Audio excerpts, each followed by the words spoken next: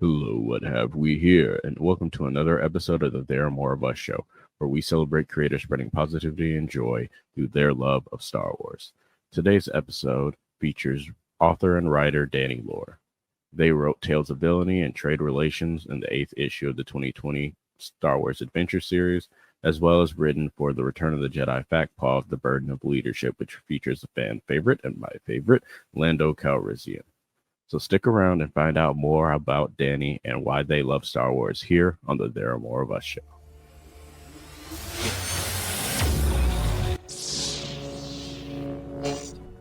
There are more of us. Hello, Danny. Welcome to the show. Hey, how you doing, Chris? I'm doing well. It's great to have you on here. We connected over your short story in the Return of the Jedi Fact Paw over Lando. But for all the other people that are not familiar with you and your work, tell the people what kind of content you make. In general, if it's sci-fi fantasy, and it goes to print, I like writing it. Comics, prose. I've done some Star Wars stuff, Transformers, Marvel and DC, in the comic space, as well as wrote Nevermind in Janelle Monáe's uh, Memory Librarian. Hmm. Um, which I'm incredibly blessed to have done and proud of. Yeah. But and like you said, got to write Lando, so basically ready to pack it up now. I also got to do for the Star Wars Adventures. I got to do a couple of shorts there where I got to Mhm. do Dooku and some of the clone troopers, as Yeah. well as a Darth Vader horror story, which was super fun. Hmm. I do think Star Wars needs more of those like comic shorts because Yeah. those were some of my favorite comics growing up as a kid. The Star Wars Tales ones where you had the little funny kind of parody ones to the really serious and heartbreaking ones, which honestly are what the Fact Paw anthology stories are too. You have your the more comedic sides, and then you have ones like yours with the burden of leadership or brotherhood where it's delving into the characters and really informing them. So you've contributed to that space, and for that I thank you.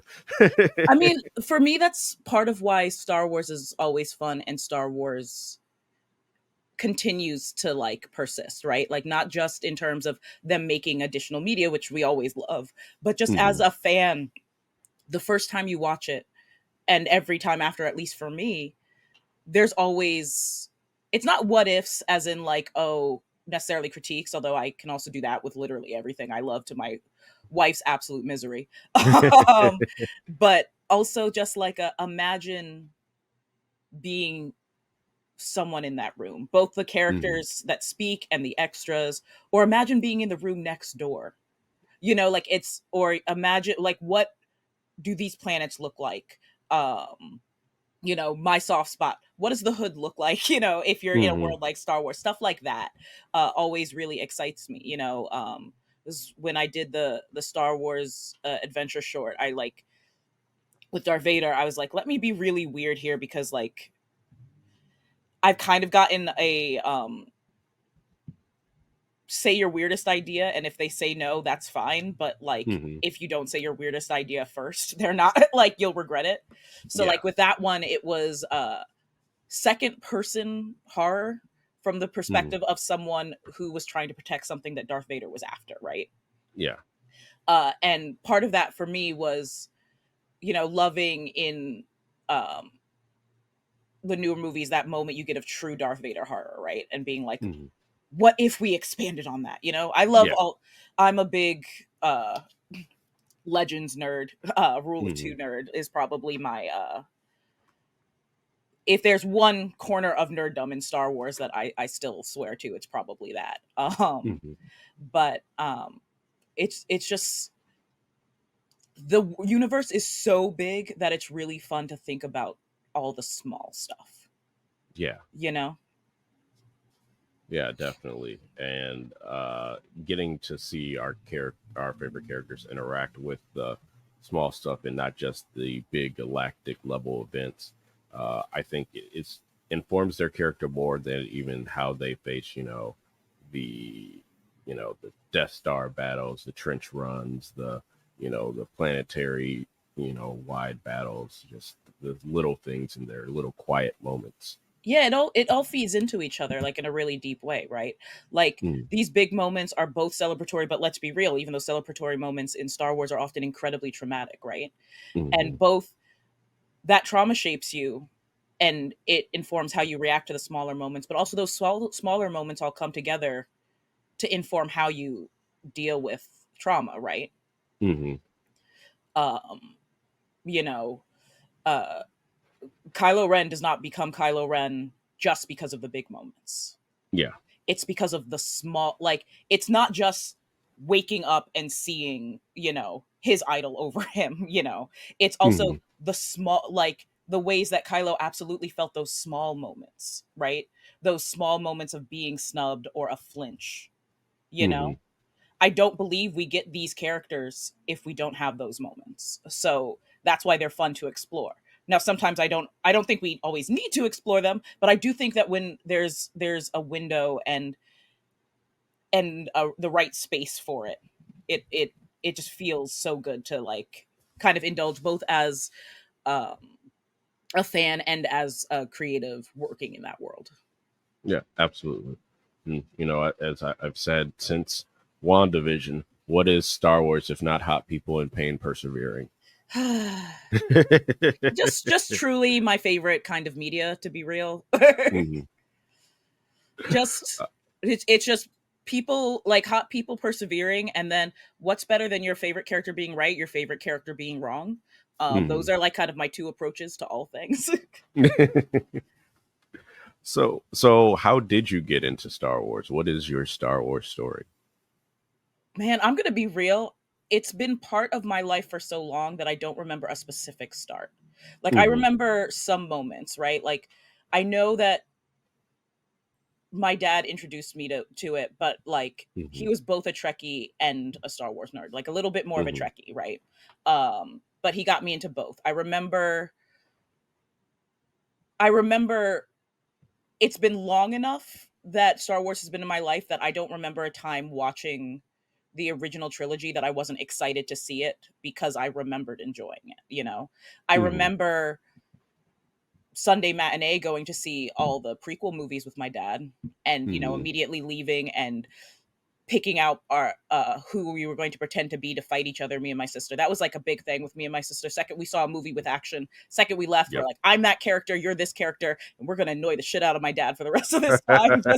Just like fighting, it was in Star Wars and Mortal Kombat, those two, we were impossible. Mhm. um just kind of that energy. um and it's just, I think the bigger moment for me than when it came into my life is I was working for about a year at this local game shop. Mhm. Uh, which this story actually ties in very amusingly to how I ended up writing Lando. Mhm.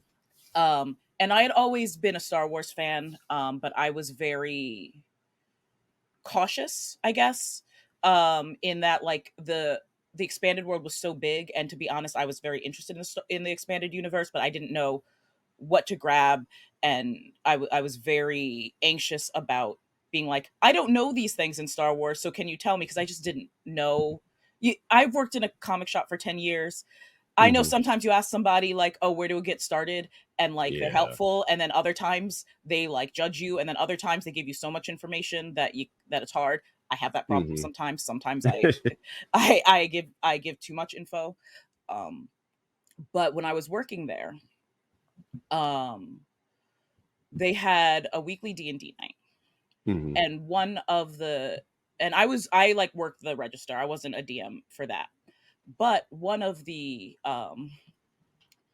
DMs, great dude, name's Tom. I admitted to being a Star Wars fan, but being nervous.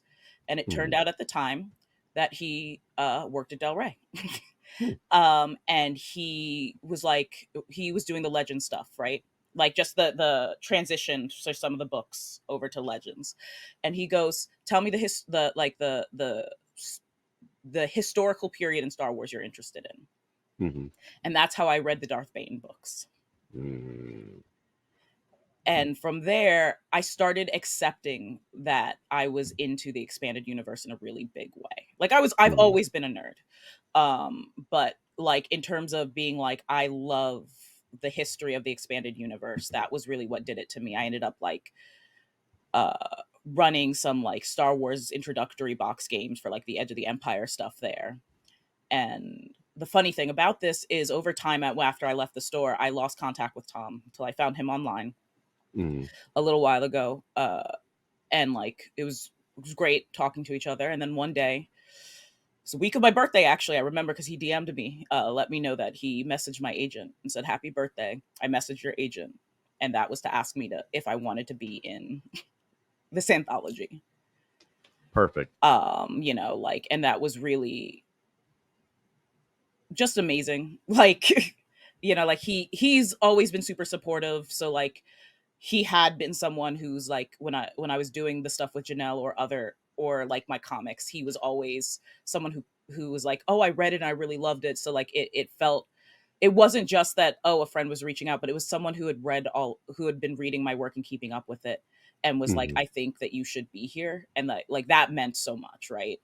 Yeah. Um and I remember pitching a few different ideas, and the Lando was actually so technically the Lando pitch was part of my original three ideas, but it was from Mm-hmm. the perspective of one of the random pilots that would have been with him. Mm-hmm. And he read the pitch and called me and was basically like, "Do you want to just do a Lando story?" And I didn't even know that was on the table. Yes. I was like, "Oh my gosh, yes." Like cuz, you know, I couldn't say no to Lando. It was like Yeah. when I had to do when like they asked me what to do for the shorts, like when I saw that Darth Vader was on the table, I try to say yes to things that if I'm like, if I never get to do this again, will I regret it? And Mm-hmm. Lando's the one, like Yeah. Lando's that guy. I know. I remember when the day it was coming out. They were releasing like the titles and the mhm, authors, and they were going through it. And me and my friends were like had checklists on, like who was going to be on it and when they were going to be on it. mhm. And with Lando's, I was just like, what moment would it be? Would it be while he's actually on the mission? Was it going to be while he was on Endor? Was it going to be when he was on Tatooine? And then it announced it, and it was called the Burden of Leadership, and I was like, perfect, chef's kiss, and you knocked it out Thank of you. the park. Um, I but just It's very interesting to think of Lando and like how he makes his decisions, right? mm-hmm, Cuz I don't doubt watching the movies that he went through those thought processes, but I think that he's really interesting not just cuz he's in original trilogy such a like a side character, but just in mm-hmm, general he's a character that because so much of him originates as a grifter, he keeps it all like very close to the chest, right? And I yeah, think that that's really interesting. And it's also really interesting, heading Cloud City does involve a lot of believing your own grift, I think, mm-hmm, in a very deep, real way. And so dealing with him confronting the fact that he was falling for his own grift was yeah, just important to me. Like, what does that mean? Like, because Lord knows the guys in Cloud City, when they roll with him, it's not because they believed in the movement. mm-hmm, You don't go from Cloud City to the Resistance because like like to the rebellion just because yeah, you just believe in it, right? It was because they were like, we're going where you're going. mm-hmm, yeah, and that also speaks to his character, because I feel like a lot of people only look at his actions in Empire Strikes Back from such a Hmm. surface level view, where it's like, well, he betrayed Han, his friend, and it's just like, okay, you got to look at the choice that he has here. He has either fully comply with the Empire, or he has just base it all on like, okay, let's just get Han and them out of here, whereas that would leave his whole city and all the Right. people he's responsible for to the Empire's tyranny. whereas he made a third option for himself. It just didn't work out all the Right. way that And he had that's who planned. he is, right? He's the guy who finds a third option, like, Yeah. to reference other characters I like I'm a big John Constantine fan, so of course Mm-hmm. Lando appeals to me, the person who makes the third option, Yeah. and I also feel like I love his friendship with Han, right? Like, Mm-hmm. uh Daniel Older's like book with them, I love so much. It's so Last good. shot. Yep. Yeah. Um, I love their friendship. But I think that their friendship also to a deep understanding understands that they're a smuggler and a grifter to a certain extent. Mm-hmm. Like they know that about each other. Yeah. But also this doesn't just happen in Star Wars. I think we do this as fans where we forget that if something isn't directly on screen, Mm-hmm. doesn't mean it doesn't exist, right? Right. And so, as a fan of Star Wars, when you're watching it, what you really register in those scenes in Cloud City are the interactions between Lando and Han, and not the fact that it's been a very long time since they've been in each other's lives, Mm-hmm. and not the many people that Lando is responsible for, right? What we Right. get is really the point of view that we see, which is the people that Han has become responsible for, Mm-hmm. and Han himself, right? Right. And it's very easy to forget that part, right? And to also forget that Lando very technically has already lost the game by the time we Mm-hmm. see him in Cloud City. Yeah. By being in charge of Cloud City, he's already lost. There is no way that like he gets the winning hand in Mm-hmm. any way that he could have possibly imagined. Yeah. So when he is making the choice about whether to betray Han for me, it's important to understand that Lando has already lost Cloud City. Mm-hmm. Yeah. And that is a choice to scramble and try to hold on to something not just for himself, right? Mm-hmm. But for the men that trust him, Yeah. and I think it's a very difficult position, and I think in the end he obviously makes the right choice. Mm-hmm. But I think that, and kind of what from certain point of view like really allows us to do is show you his period of mourning, right? Mm-hmm. Is that we get to feel Han's betrayal, his anger, and we mourn, at least temporarily, like Han, and what this all means. But Lando is in mourning pretty Mm-hmm. much from the second Han shows up. Because once Yeah. they show up and once he knows anything about what's going on, he knows that he's going to lose something that is like part of his soul, whether it Mm-hmm. be Han, his people, the city, who he thinks he is as a person, Yeah. Um, and I think that there is another version of that story where you're telling it from the perspective of people in Cloud City, right? Mm-hmm. And if he immediately jumped to helping Han, that's a betrayal of everyone at the city. Yeah.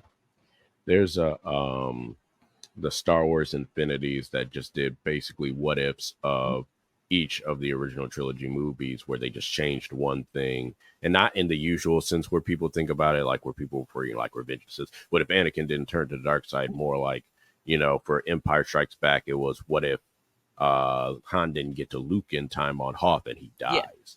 So as a portion of that, they also beat Boba Fett to Cloud City. Mhm. And so Han and Lando are already going to work together. And Right, so because they have time.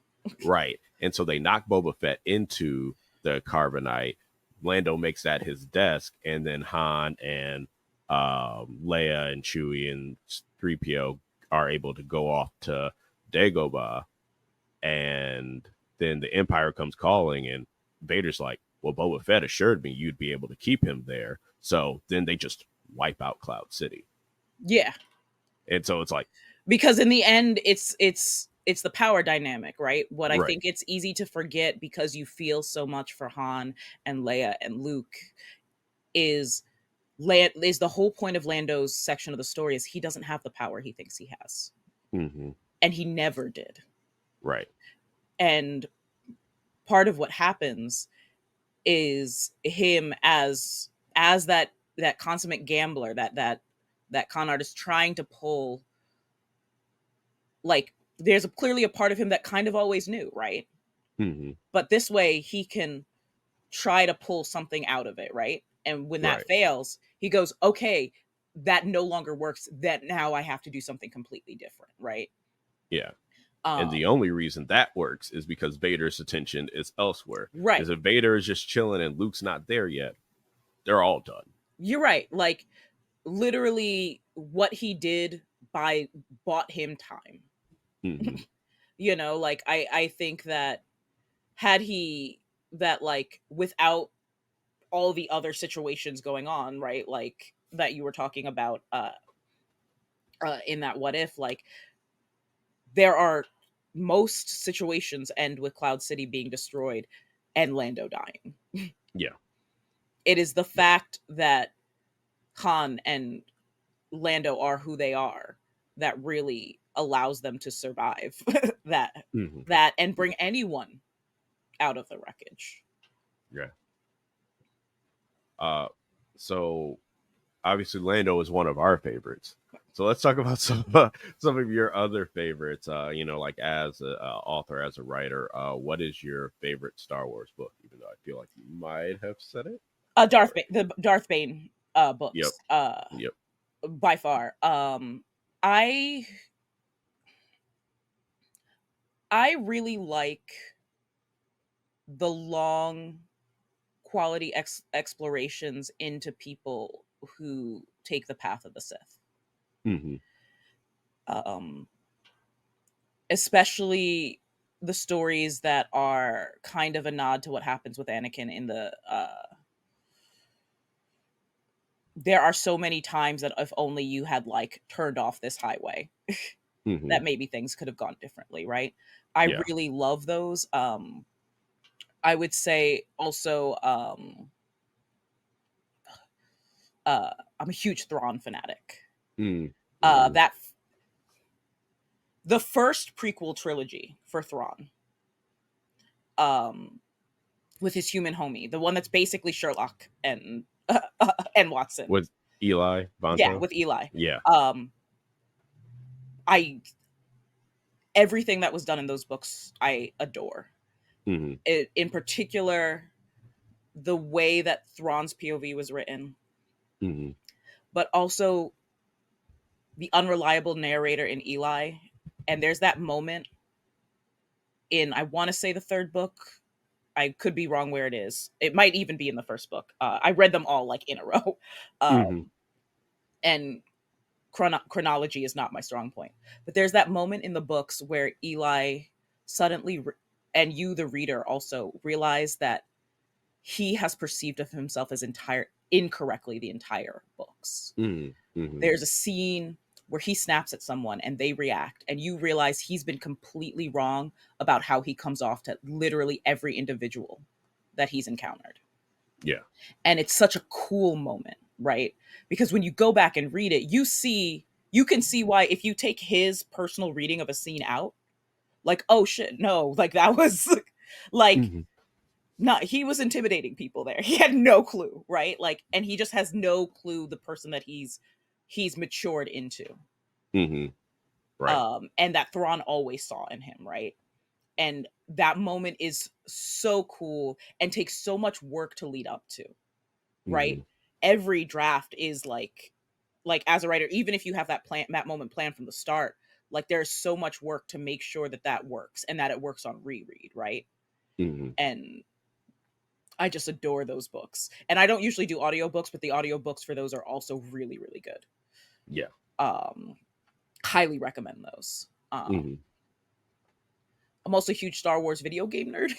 Yes. uh, Star Wars Force Unleashed is, yes, one of my favorite video games of all time.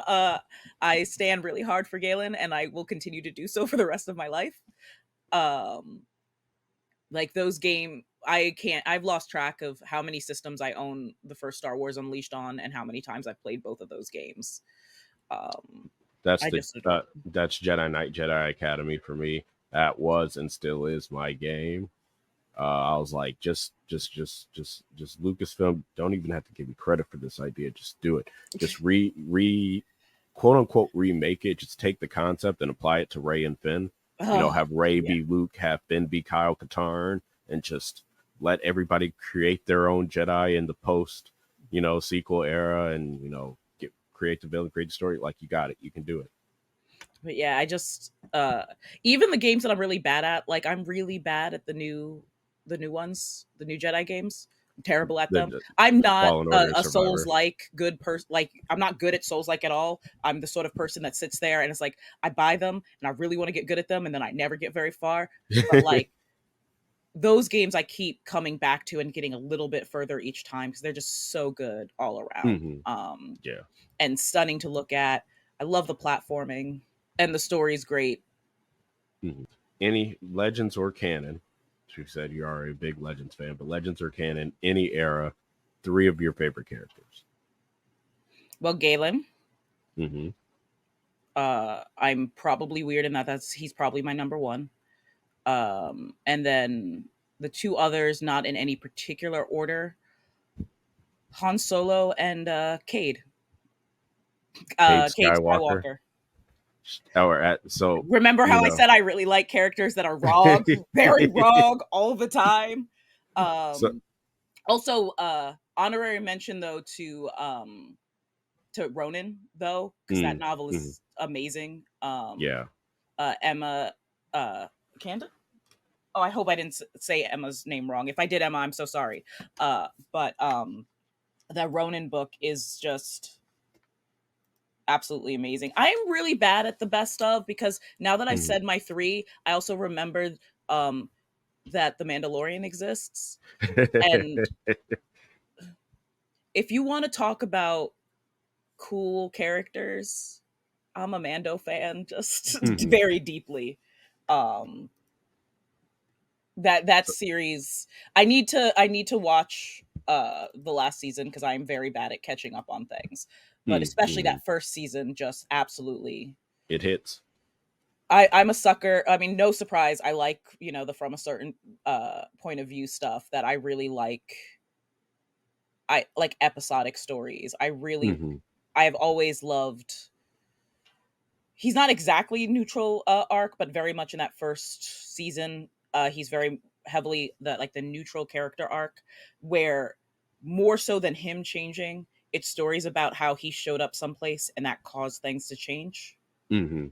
You know, Mando stands on the shoulders of the classics like Xena, Yeah. in a very big way, and Xena is incredibly formative to me. So Mhm. You mentioned Cade Skywalker. My brother loves Cade. I there are refer some to of us still Cade. out there. Yeah, I refer to Cade Skywalker as Shadow the Hedgehog Skywalker. You're right. Oh, You yeah. absolutely right. See, He's he the won't edgiest believe me. Skywalker. No, And he's I the love edgiest, and I Shadow. love it. I love Shadow. I don't feel the same way about Cade, but I love Shadow. So I say it with like both love and that game recognized game. Look, and I'm gonna be real. I understand that every reason I love Cade is a valid reason to hate Cade.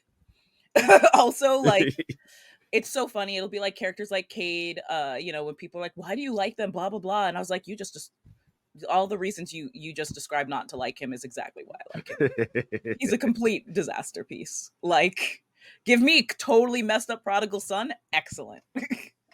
I mean, all you had like to sum up Cade Skywalker in one comic panel. It's when Luke's Force Ghost is trying to talk to him. And he's Hmm. like, and he's just like, "Yeah, I'm just gonna take this spice, so I just He don't have to hear from you anymore." but like at the same, like I love it because it is incredibly like edgy as far as Star Wars goes, but I understand it. Yeah, there's a compelling And pain and story to that. I love Star Wars is the exact place to discuss how you deal with legacies, right? Hmm. And we want everyone to be okay, right? Like we want people to be okay with their legacies and like the legacy they come from, but that's not always the case. Sometimes it's too big. Yeah. And I think, all joking aside, that's why I love Cade, on the flip side, that's also why I love Thrawn, because there is nothing, no legacy too big to bother him. Right. It's like the exact opposite reaction. You Hmm. know, he embraces who his people are and what that means, and also Hmm. does not give like does not care at all about anyone else's legacy if they're not Yeah. bringing something to the table. And I think that's equally compelling. Hmm. Uh, what is your favorite Star Wars quote?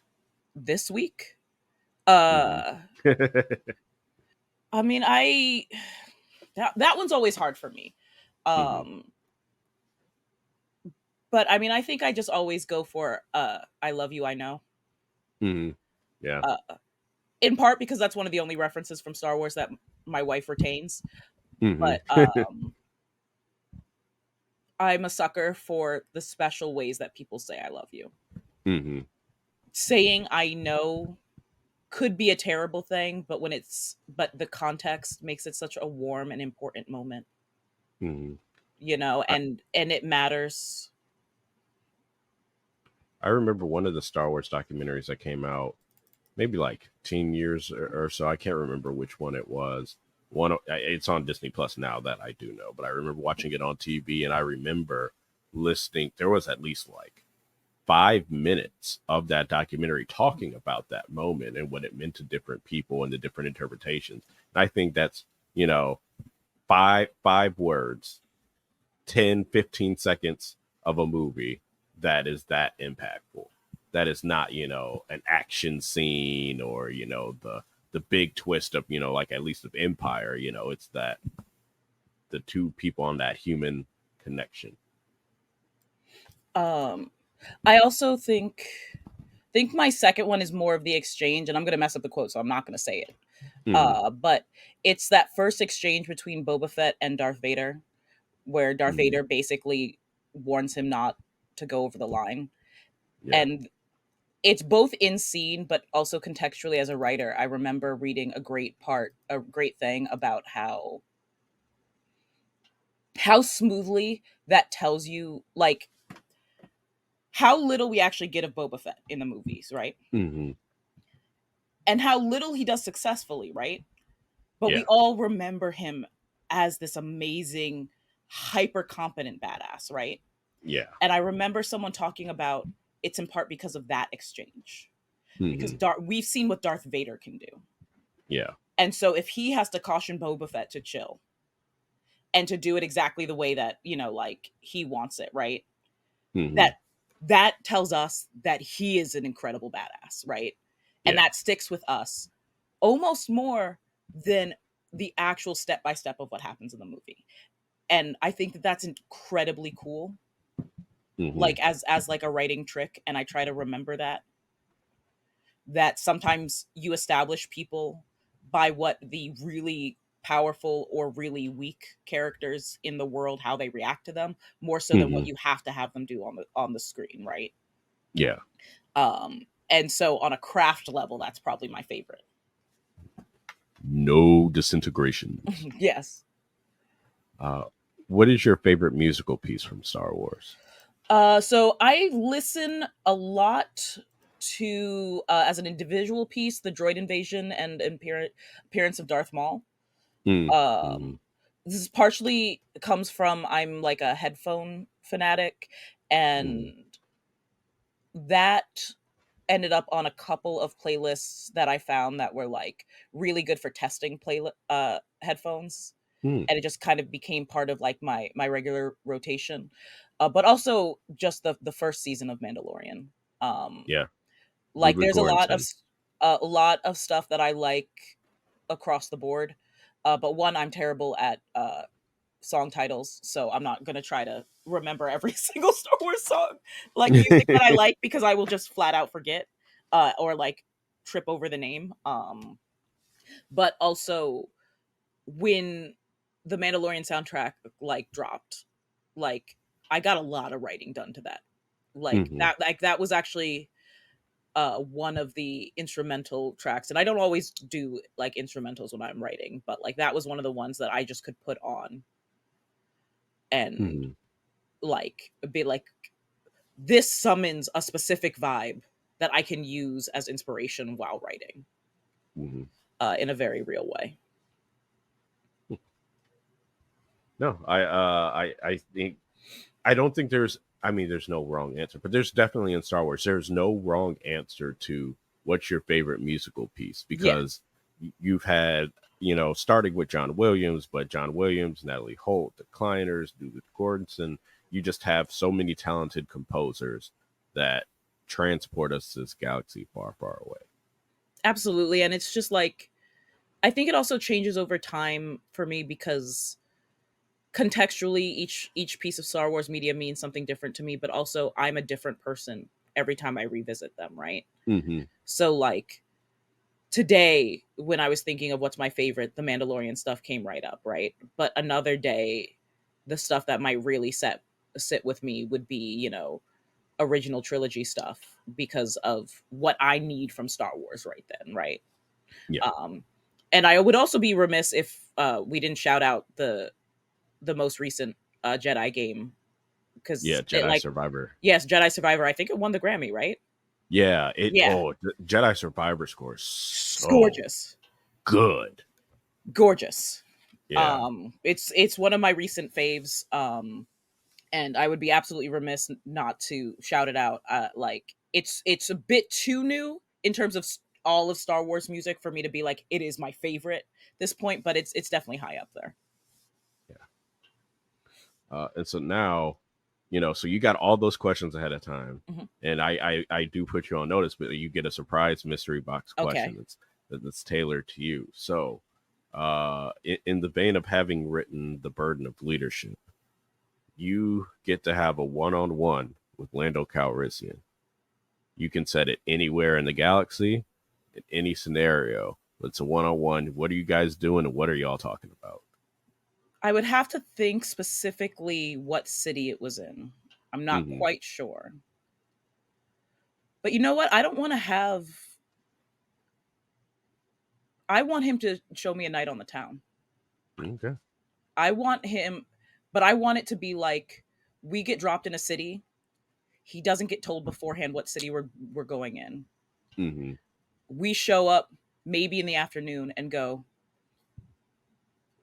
the deal is you have to get us into places for free. And I want to watch him work. And I want dinner and music, maybe a show. But that's what I want. I want to see if I'm going to be someplace with Lando because I'm not going to tell him my feelings, obviously, because I like preserving my sanity. Uh,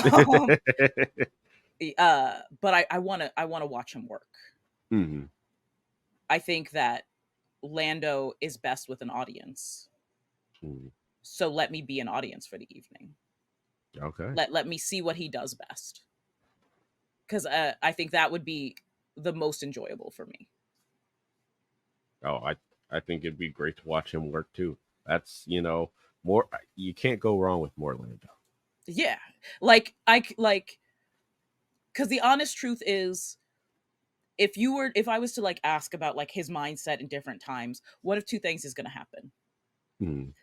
Either we're in a situation where he's forced to tell the truth or he's going to lie to me. Hmm. And honestly, forcing him to tell the truth is as much of a lie with Lando anyway, because then you don't get to hear what he would say, Yeah. you know? Hmm. Like he would be so careful about being honest that I think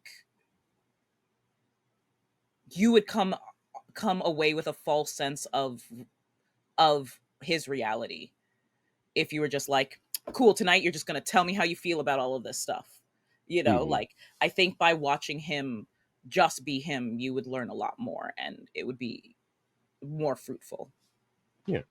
That's a great answer. And now I just want to do like a stream where I get all like the Lando lovers together and we just talk Lando Oh for my gosh, it'd be like an so much hour fun. and a half. It would be great. Maybe because with you, DJO, Adam Christopher, uh, those are the Lando authors I've worked on. Now I got to get Justina. and Christian, like I'm blanking on his last name, who did the Be More Lando book, Mhm. and then just be like, all right, so I'll just sit and talk Lando. I'm always game for talk. Look, I am the person that played all the new like newer Fantasy Flight Star Wars games and Hmm. read through all of them, and I went. It's always going to be Edge of the Empire. Hmm. Your smugglers, your pilots, and like maybe a little bit of the military backstory that you get in Age of Rebellion stuff. But like Yeah. they're the ones that interest me because they're the ones. There's so much scrambling Hmm. when you have all of these people who have power. And I don't just mean force powers, I mean like imperial power, right? Hmm. And you have also firepower and all of this. And it's very interesting to see the folks who are like, like the duck, like on the surface, but like the ones who have to keep their legs kicking, Yeah. you know, uh, the ones who are just like, if I'm here and then I move exactly here, I can avoid these bad things, but also all the like the people who have to do those calculations are the most exciting to me. And Lando has had to do so many of those. Yeah. Well, thank you for coming on, Danny. This was great. I really enjoyed this. And before we go, where can people find you? And if you want to plug anything, any upcoming work that you can talk about, where can people find that? So of course now I'm like, what can I talk about? Because I only learn my deadlines. I don't learn when things come out. That's um, fair. so just released at the time that we're recording this. So the DC Valentine's Day special Mm-hmm. anthology I Mm-hmm. got to do with uh, Ted and Roe, a Booster Gold story, Mm. heavily inspired by Hitch, so it's chaos. Oh, oh, oh, yeah. um, uh, the first page of it is him filming a commercial for his dating advice company, um, which I am very very proud of. So that's in that. Um, you can always find me on some social media. My username is weredogs, WEREDAWGZ, because I have a brand and it's werewolves. Yeah. Twitter, Blue Sky. I'm somewhere over there. Um, I think we should be hearing about something I'm working on soon. Okay. Might even be by the time this gets recorded or like posted. We'll see. Fingers crossed. Looking forward Um, to that. which will be fun. I got some stuff coming up for the summer. And if you haven't read it yet, my Marvel Bloodline is Mhm. fully collected, which is the uh, first book and origin of Brielle Brooks, Blade's daughter. Mm. Um, which I am incredibly, incredibly proud of. Karen Darbo is the artist on it, and she's absolutely phenomenal. Well, thank you again, Danny, for coming on. This was great. And everybody out there, make sure you check out Danny's upcoming work and read things that they have already released. And hopefully, like they said, when the time this episode gets released, we'll hear about some new work they are working on. I hope you all enjoyed this episode. Thank you again, Danny. And remember, until next time, there are more of us.